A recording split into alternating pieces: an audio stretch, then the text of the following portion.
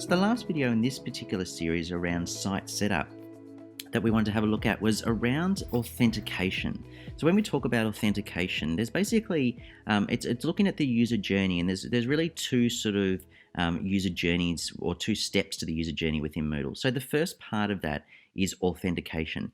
Now, authentication is talking about the user being able to access the LMS, so to actually be able to log in and actually get in. So this is what we're using here.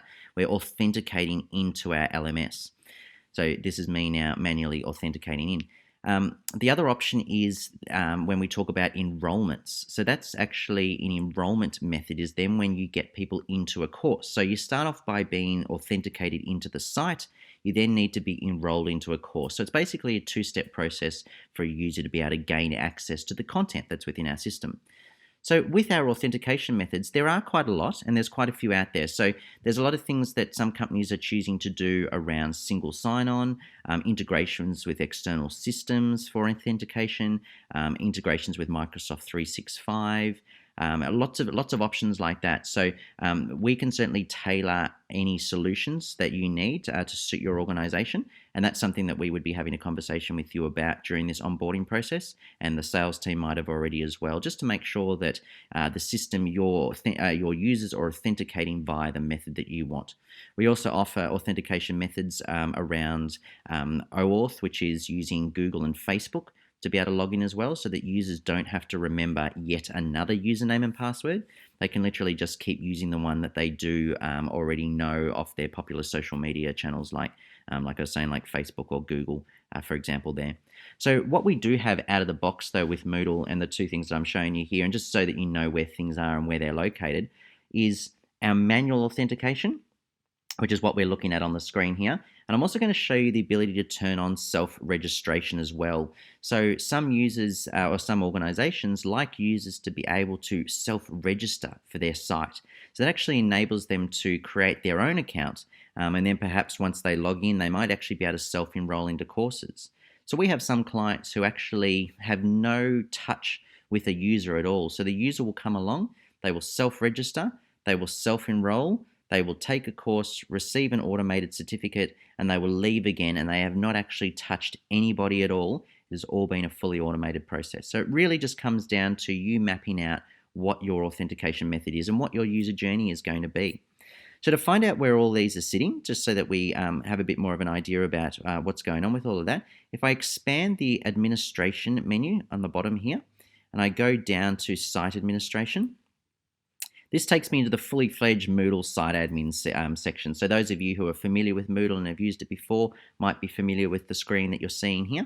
But if not, doesn't matter, it's not a problem at all. So once we're in site admin, I'm wanting to use my tabs across the top here and just go to plugins, the plugins tab. And then I'm going to scroll down through here and I'm going to go to authentication. Now just quickly before I click on this, just so that you know, if I click on the word authentication, you'll see that's a hyperlink. Now, if I click on that, what it's going to do is it's going to show me everything that is contained within authentication on the one page.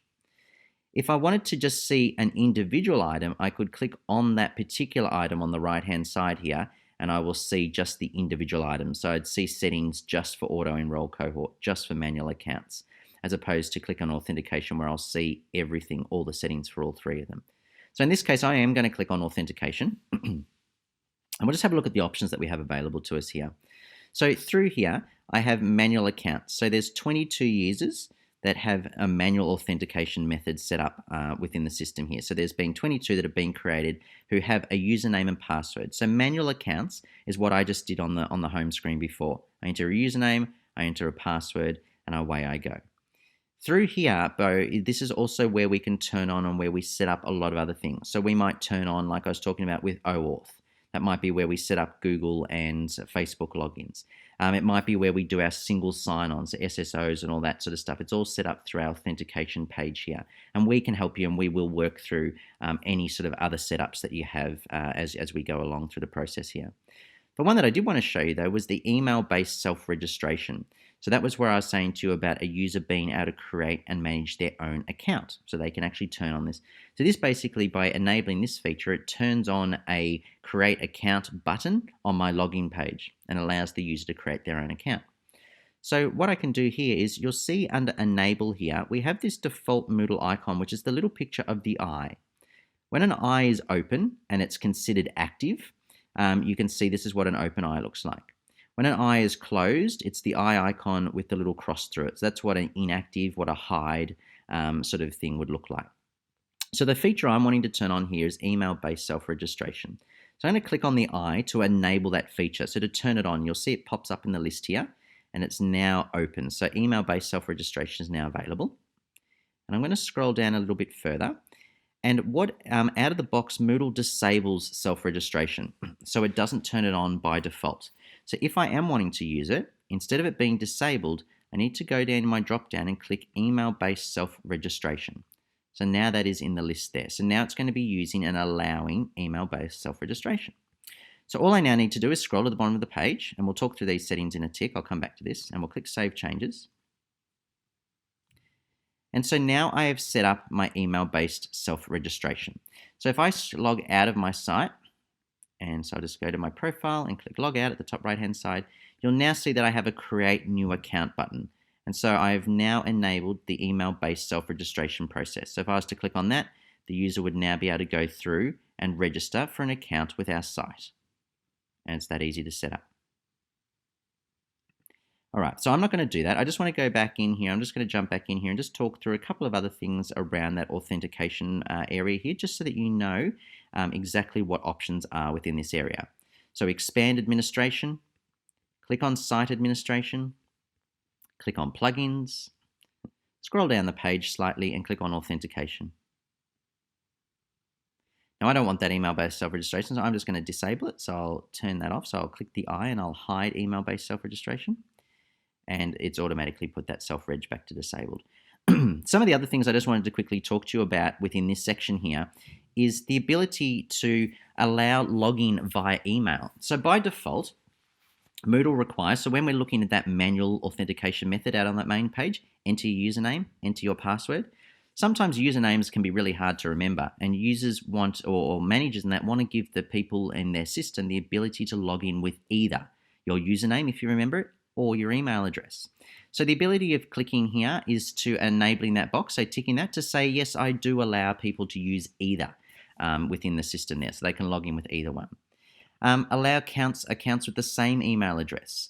So by default in Moodle, the email address is a unique field, so we can't have two people with the same email address. You'll get an error returned. But in this case, I might want to allow it. Maybe it's because the admin staff at my organization, for example, they all use admin@mycompanyname.com. But there might be different people, but they're all using the same email address. So we want to allow them to be able to log in and have multiple people with that same email address. Now, there's lots of things that you can have a look through on this page here. There's the ability to enable a guest login button so that we can actually have people have guest access to our site, which basically is a way that they can get an overview of the content, and then they might decide to sign up, or they might decide to purchase it, or whatever it might be. Through this authentication area too, we can also have the ability for things like limiting concurrent logins. So the ability to stop somebody being able to log in with their account on 5 different devices or 100 different devices. Maybe we want to say that everybody can only be logged into the system with their account on one device at a time. So it'll mean it'll knock the other older sessions out when you attempt the new session in there. So there's lots of functionality that we can actually work with in here and within these settings. So things like forgotten password URL, so we can change the default link that points to. Really, really handy when we're actually using single sign-on and we're not wanting people to change their passwords within the Moodle system.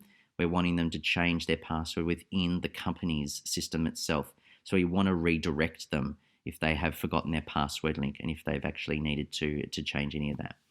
So with any of these settings, once we get to the bottom, we click Save Changes, and that would then put those changes into place. So I just wanted to take you through that authentication area because this is sort of the main or the first step of the user's journey when they're coming into their site. And it's really one of those things that you need to sort of think at a high level when you're initially setting up your site is, well, how are the users going to interact with this site? Are they going to create their own accounts? Are they going to come in only with the username and password that's created for them? Maybe it's going to be single sign-on. And we're very happy to have further discussions with this around this with you. So if you haven't given it much thought, please feel free to reach out to us. And we can always talk about what systems we could put in place to really speed things up for you and just help make your life a lot easier as well.